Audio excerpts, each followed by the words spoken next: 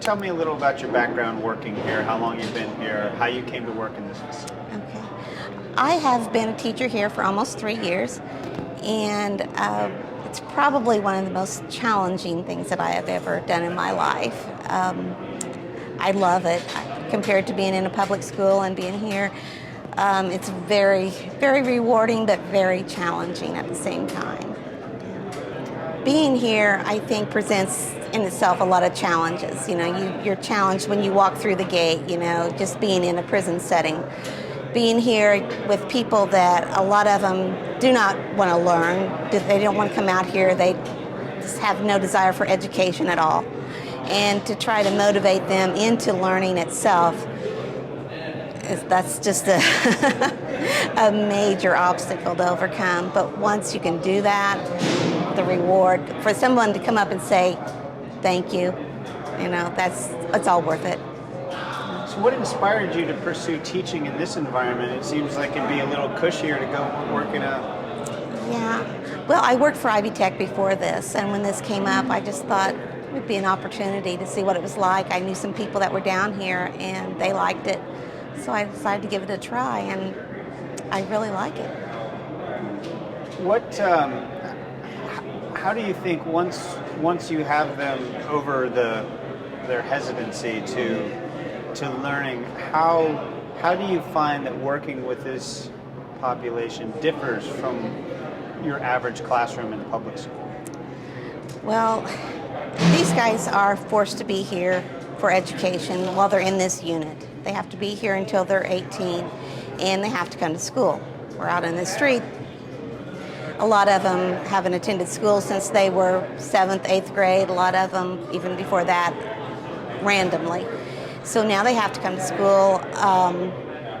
Some of them feel like it's just not an important part of their life, and to try to get them to see it's going to make a lot of changes. You know, if they want to go back out and pick up the pieces and start a new life, then that's where a good beginning place would be.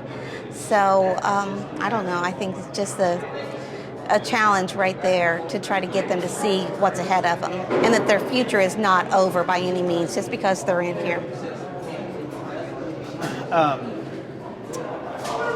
In the position you're in, you do see quite a transformation in these kids, going from what they are coming off the streets to being people that are engaged with their education. So you probably have a unique perspective insofar as a lot of people that drive by this place maybe every day on their way to work but know nothing about it, just see everything as black and white. Right. So what would you say to people about what these kids are really like once you do break through? I mean, what's your perspective on them that other people might not appreciate? You know, I think that most people around even this community, they just do not realize that we have kids as young as this in here. And, you know, I'll say something to people on the street and they'll say, well, they just have adults down there. And it's like, no, we do have youth incarcerated as adults. And they find that a little hard to believe, that, you know, living right in this area and they don't know they're here. And I tell them, you know, they come in and these kids come in, they have a really bad outlook on life, maybe their situation they came from.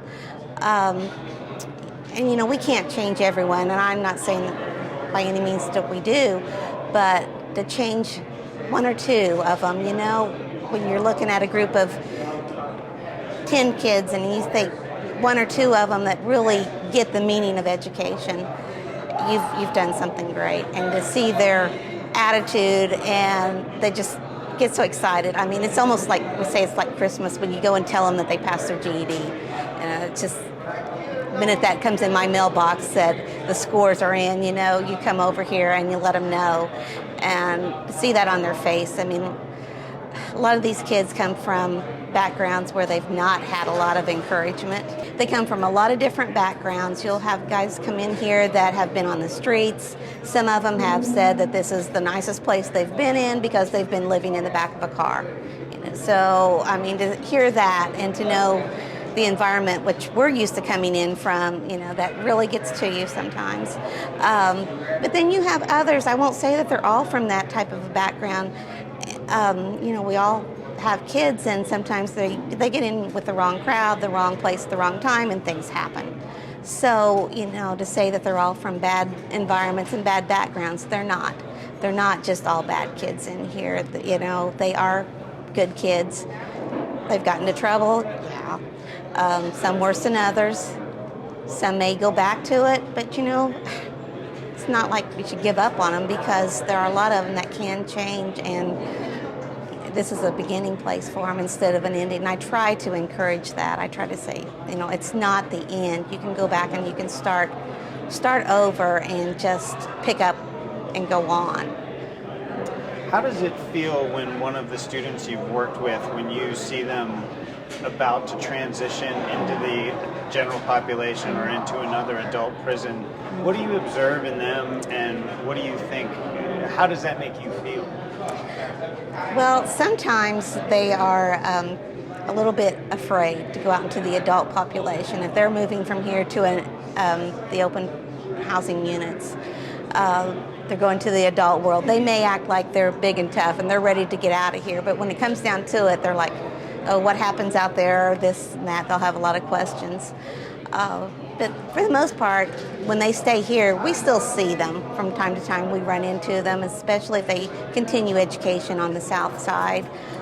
We run into them and we'll talk to them, see how they're doing and everything. So we still keep as close tabs on them as we can. A lot of them go to different facilities. If they're level 2 or whatnot, they'll transfer from here. So you really don't know what happens to them. Hopefully, they're going on, continuing, especially with their education. Have you worked with a couple of the kids we're following a little more closely? Colt Lundy. Is he in your class? Yes, we have Colt Lundy. He's out this afternoon. Very, very well-behaved kid that I can see so far. We've had no problems. Very polite, well-mannered. Again, bad situation, and here he is. But I keep telling him, it's not the end. We're going to go on, and he's very intelligent. He's well beyond his years in intelligence too, I believe. When he's turned 17, he'll be able to take his GED. His scores are already pretty high, so I look for good things for him. Seeing him, since he hasn't been here for too long, and he's facing quite a long sentence. Mm-hmm. Do you get a feeling when you're dealing with an offender like that, as compared to someone who's only in for maybe 3 or 4 years? I mean, do you deal with a greater psychological sort of blockage or barrier to self-improvement? Right. Sometimes they just want to give up, like, why should I get my GED? I've got all these years. I don't see that with him. He is ready to get his GED. We've talked about possibilities for him afterwards. He's came into my office. We've sat down, talked about him helping out as a tutor after he gets his GED. Just different things that he can do. Even we offer college classes after he turns 18. I'm not sure whether he'll be at this facility or he'll move on. I'm not on that part of it, but there's other things that he can continue with, and he can come out of this with a college degree. So when you read this story, which I did before coming here, about what landed him in here, you get a very clear and one-sided picture of an individual. When you spend some time with someone and work with them and interact with them, clearly they really open up as a human being, and you see many more dimensions. What do you think accounts for that disparity? I don't know. I think when they're out there, again, as I've said, sometimes kids get in with the wrong crowd. I don't know. Sometimes it's environment. Sometimes it's not. Sometimes it's just circumstances. Sometimes, and I'm not sure with his situation, a lot of times, most often it's drug related. They just go down the wrong path, and from there it just leads from one thing to another. But again, it doesn't mean that they're bad kids. So we work a lot with people who train teachers who are going to work in these environments. So if you were speaking to a friend who was considering going in or was going into teaching in corrections, what would be some of your top 5 things? What would be your short list of things to prepare yourself, to think about, to look forward to? What would you say, what would be your advice to someone coming into this world about how to prepare? Well, first of all, you've got to be, I guess, not real emotional over things. You can't let things get to you. These kids are going to come and go, and we can't follow them and just find out how they're going to be on the outside. We just have to let it go and see how they are. So we can't become too attached. We have to keep a professional relationship between us, and you just have to be prepared for things. Some of the kids that you think would not cause any problems, you'll come in on Monday morning, you've heard they've been in a fight.